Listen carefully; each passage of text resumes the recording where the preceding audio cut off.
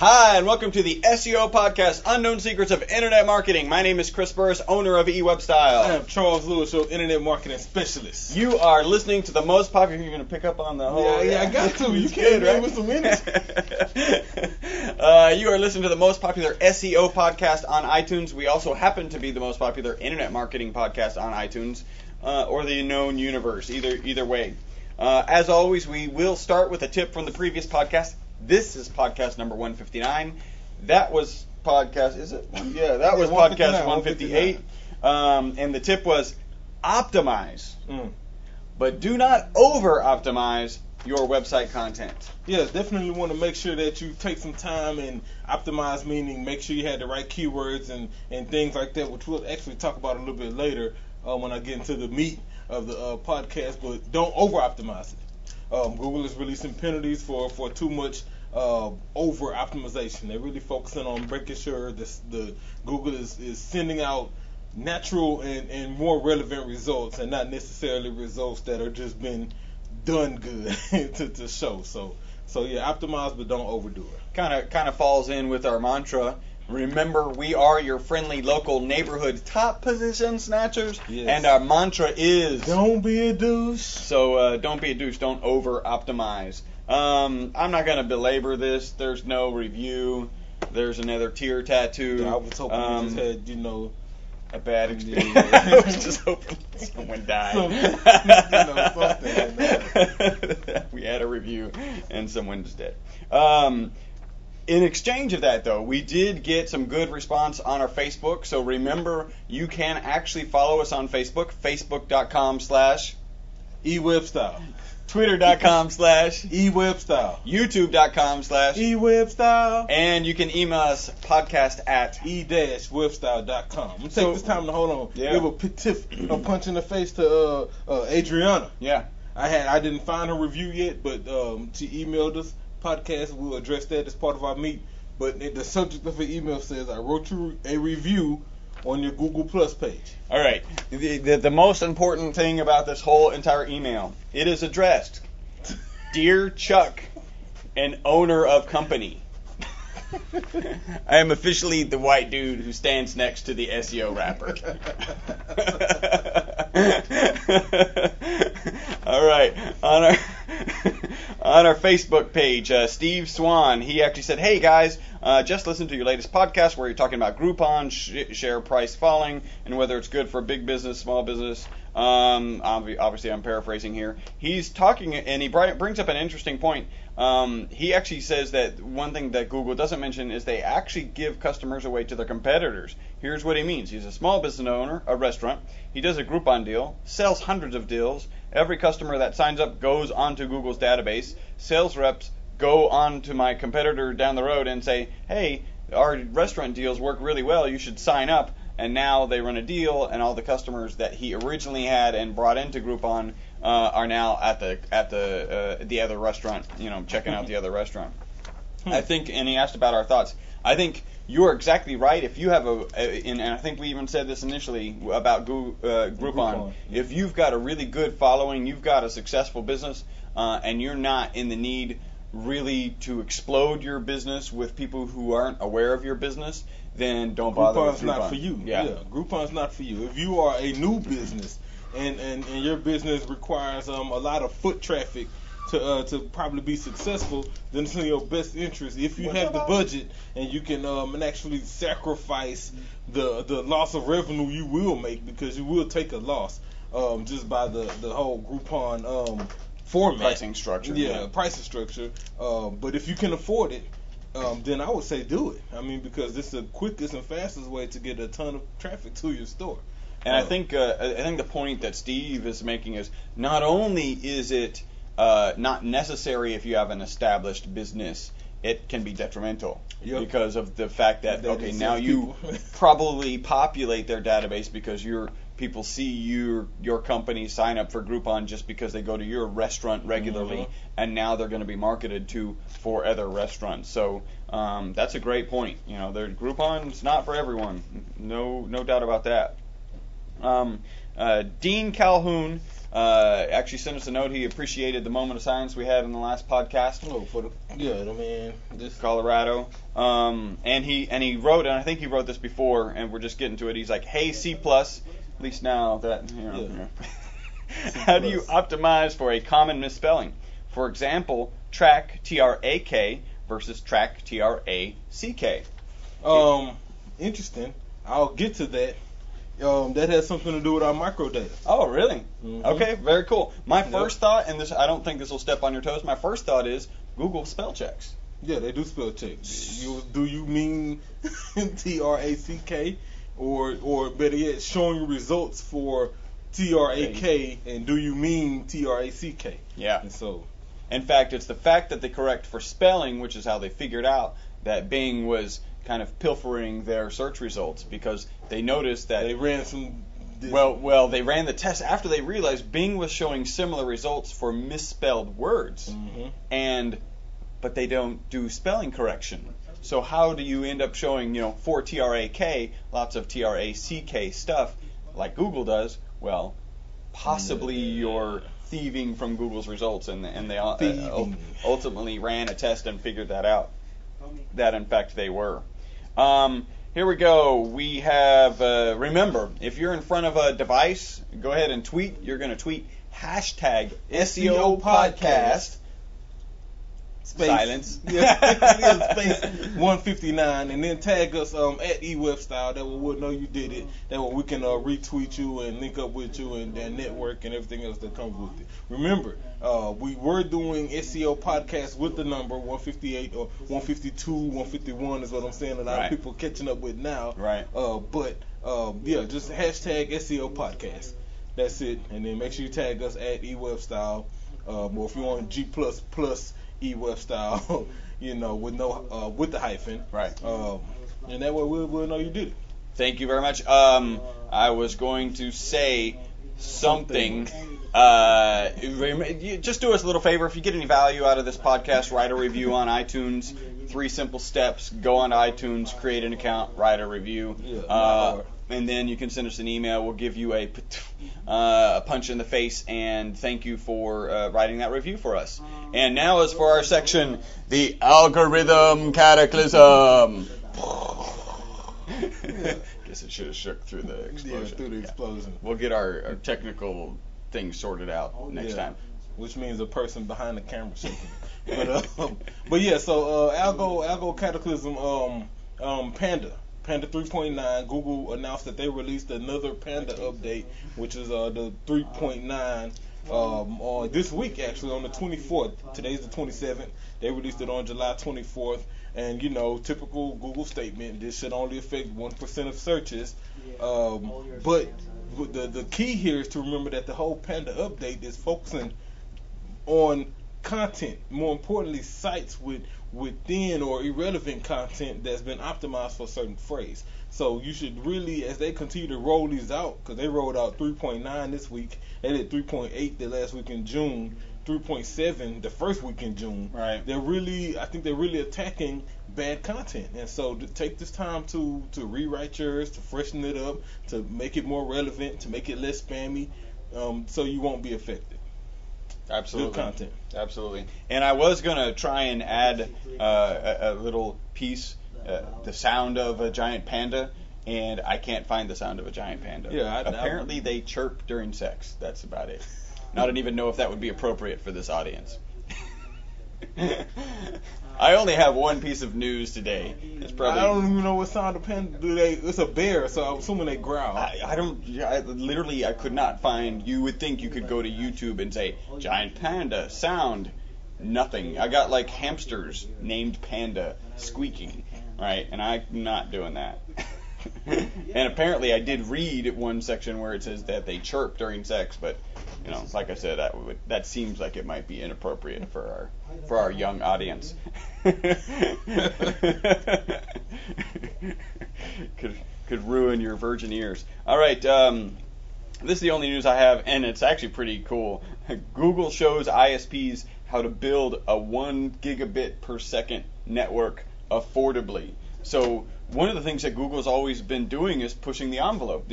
Pushing out the phone was really a way to really push iPhone. Well, iPhone was already doing pretty well, but push all the other manufacturers so that they would do a better job and increase the value of that industry. And of course, have a foot in that industry. Definitely. And here they are showing, ISPs are out there. Oh, we can't build a 1 gigabit per second network because it's too expensive, and Google's showing them how to do it yet again. Google is not too expensive for Google. Yeah, well, that's maybe the big difference is affordably in that scenario. That's all I've got for news. So let's get into the meat. We are done with the Geno potatoes. Geno potatoes. Okay, so a couple things. One, we got punch in the face to Adriana Langston. She actually she's an SEO person at a different company, and so she emailed us at podcast@E-Webstyle.com with a question, a rather detailed question, kind of advanced SEO question, if you will. And so I wanted to do my best to address her question with you guys, and that'll be part of it. And then I got a few tactics on some link building that may be able to help you as well. So Adriana's question reads like this: Dear Chuck and owner of company, please do a show about microdata. Does it improve search, or will Google just scrape the data from your page, put it in a knowledge graph without directing any traffic to your site? Explain the difference between schema.org mockup and Latin inferences. Then she goes on to say she has several e-commerce sites. SEO department does a lot of blogging, trying to figure out if using the microdata in the HTML will help showing the SERPs, or will it help the product showing the SERPs? I appreciate your opinion. Then she gets last part. Also, Google recommended that YouTube account holders link their YouTube channels to their domain names. Recommendation said it should improve search. How is that supposed to work? After we linked it, no additional links appeared in the YouTube channel leading to the domain name. All right, that was a mouthful. So Adriana, first off, thanks for submitting. Yeah. Good question. Great questions. And I'll try to dive in. First off, microdata. Microdata is really, in short, snippets of content or HTML that you can use on a site to mark up certain content, in a more advanced phrase than typical HTML markup. Right. So rather than paragraph tags or block tags or fonts or things like that you usually see in HTML, microdata is kind of an advanced one that allows you to specifically target certain attributes about whatever the content is. So it's more like behind the scenes. Behind the scenes. So if you're looking at HTML code, you'll see the open bracket P, you'll see the open bracket B. You used to.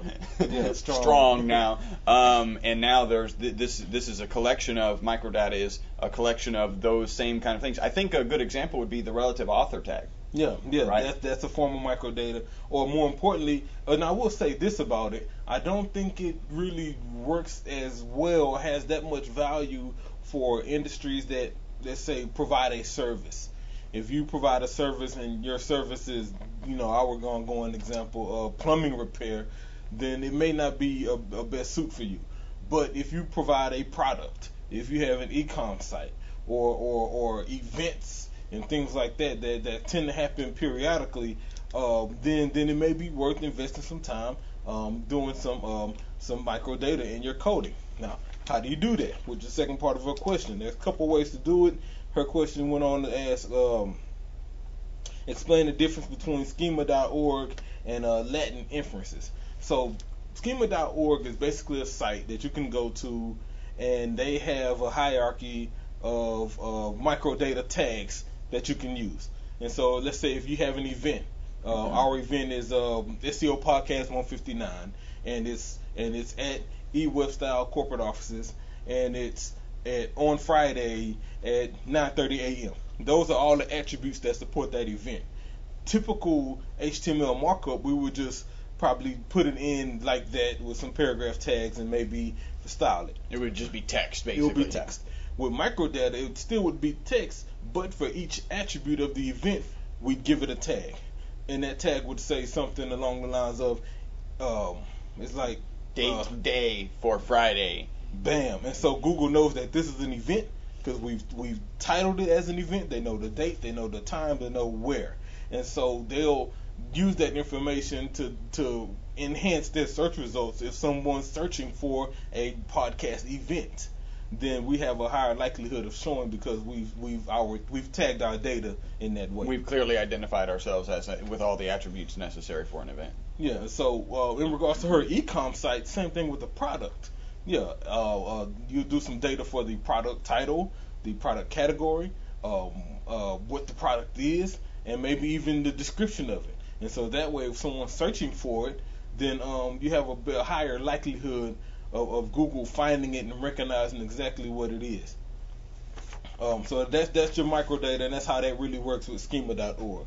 You asked about Latin inferences, and it's really LSI, stands for latent, and that's LATENT, semantic indexing. And it's not really used it's not really used anymore. I still believe it is part of Google's algorithm. It's kind of a database.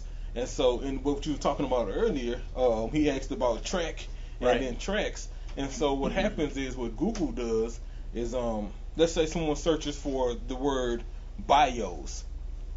Google is going to automatically display results for biographies or autobiographies because those are so similar that they fit the same LSI or latent semantic index. And so, that's how it really has a big effect on long tail phrases and things like that. I think it's also used in misspellings if those misspellings are for the same word. In your case, TRAK and TRACK could mean two totally different things. Yeah, TRAK may be an industry specification or an industry product or something like that. Mm-hmm. And then TRACK could mean a whole bunch of stuff, And the LSI actually takes an account of all of the web pages that Google has indexed and figures out how many web pages have other content related to the keyword that are similar. For example, TRACK could mean racing track. It could mean a musical track. It could mean railroad track. And so they start comparing how many pages have these other context clues, if you will, related to that phrase. And depending on the other phrases in your search term, is going to help Google display which results they feel are most relevant to what you search. Mouthful. So I think so in kind of summary with that, optimizing for TRAK, I think you just do it the normal way. Yeah. And what you'll find is anybody who's looking for it, your potential clients are inconvenienced because of Google's algorithm, not because of anything that you've done wrong. And so they're going to type in TRAK. It's going to we are now showing TRACK. They're going to realize, your customer will realize, and then click the second link which says, did you really want to see TRAK? Yeah, and then there's that, and then depending on what else they searched with it, whatever they included in their search query with TRAK would also determine what pages show relevant. Yeah, so like environmental TRAK, assuming that TRAK, we know your business is environmental, assuming TRAK has something to do with environmental, if they search for both, then it's actually going to display something more relevant to you. Definitely. Now, here's something interesting that I was just thinking about. So people who now have G Plus accounts, and they're logged into their G Plus accounts. Unfortunately, we can't see their search results. Not provided. If they are somewhat related to environmental and they search TRAK, is Google going to start adjusting that? I would think so. If it's not happening already, I would I'm think sure so. Because that's a great user experience. Yeah. Right? You're in that industry. And I'm logged in. Yeah. It would make sense. So the last part of her question was Google recommended that you link your YouTube to your domain name, and then she said that no additional links appeared on the YouTube channel after she linked it. Not sure what you're asking, but I do know that on your YouTube profile, if you go in and you edit that where you put your channel name and everything else, you can put a link to your website there, and then it'll show in your kind of channel description area, there'll be the link that you put. And so so I think you were looking maybe a little bit the other direction, which is, okay, I've linked these, how come on YouTube I'm not seeing my domain name? I think the value is remember, Google the association. Is the association for one. That's why any videos that are on your site really should be YouTube, because it enhances that association. And remember that if your videos aren't just video, they're also audio, and there are people talking in the audio, Google's transcribing that, right? So now, because you've linked your domain in your YouTube channel, all the transcriptions of all the videos that you have on your YouTube channel are now become kind of the picture, the snapshot that Google has of your particular business. Yeah, definitely. So yeah, add the link.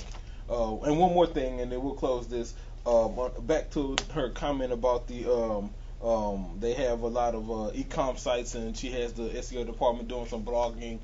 I would, if you were trying to conserve resources, I would probably shift my resources from microdata and schema things and focus on Google Base. That would probably be the most effective use of time to get your products listed in Google Shopping database rather than working on markup.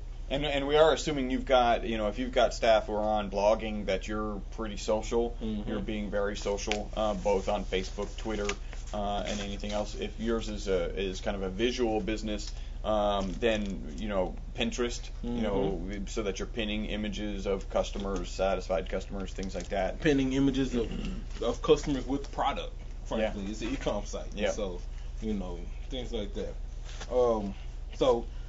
Adrian, I hope that helps. Hit us up. Let us know what you thought about it and how you proceeded. And I'd like to hear about the results. What happened? And maybe run a test or something. Matter of fact, log in analytics and notate it.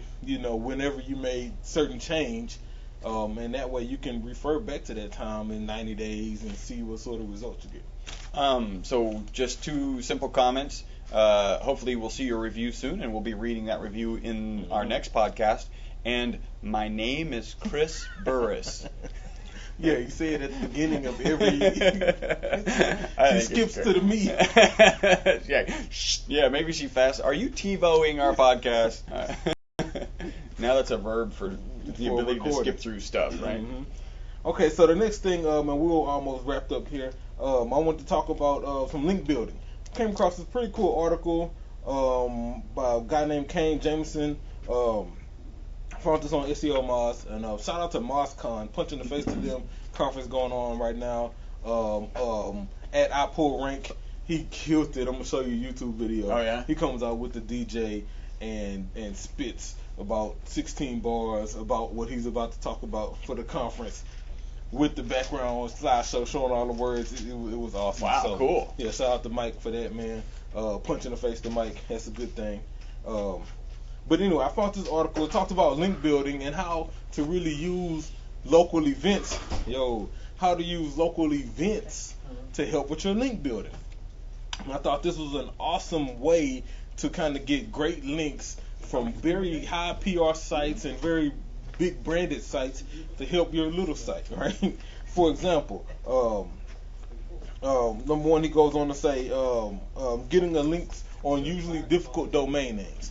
So let's say we're using our podcast for an example. Let's say we wanted to get a link from the Houston Chronicle. Right. We could submit our event, and in your case, submit the event to your local paper, to their web section, have the event listed there with the link back to your site, to the event page or to your home page, or landing page, preferably wherever you're going to land them at. But that's a high quality link. It's usually followed because they need that information to be out there. Great way to get a link to your site. And then, more importantly, those pages don't tend to go away. They usually become archived, and so that link will remain. It's not like it'll be gone after the event passes. So I thought that was pretty cool. Another one was local citations. So whether or not you're hosting an event at your place of business, Easy way to get your name, address, and phone number into a local search citation is to also submit your link with those events to different citations across the web, whether it's different directories and things like that host events. More like I'm thinking of Craigslist.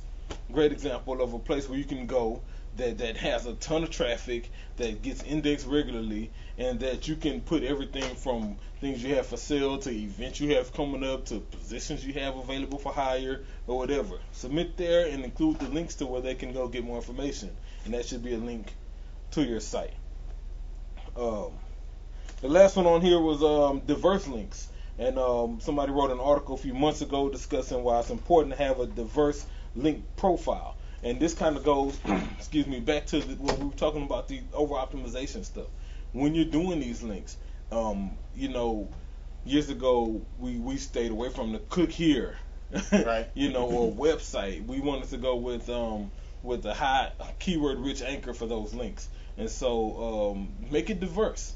Go with click here if you have to. Click here to find out when our podcast is happening. And I think this depends on what kind of volume you're going after, Definitely. right? If you're going after 3, 4, 20 links, make them all anchor text. Yeah, that's fine. If you're waking up and from 9 to 5 you're Link working building. on links, then make sure that there's some variety to it, so that it's not all the perfect anchor text on this, thousands of websites. Make some of them just click here, some of them that anchor text, some of them, different, slightly different. I think what anchor you have text. to do is follow the norm and the standard. And what I mean by that is, if you're guest blogging with this whole sake of putting out some content that's relevant with links back to your site, look at the other guest blogs there.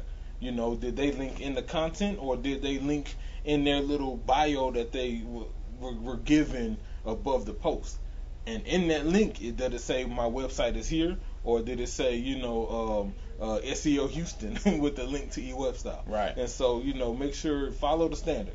If you're linking somewhere else, let's say on some directory, then it'll probably say website. If they all say website and yours says Houston plumbing repair, then it might look a little suspect. And so follow the guidelines of what's being used. Yeah. So that's it. I'll post this article on Facebook immediately following the podcast. Excellent. Good stuff. All right. Oh, got some blanks there? Yeah.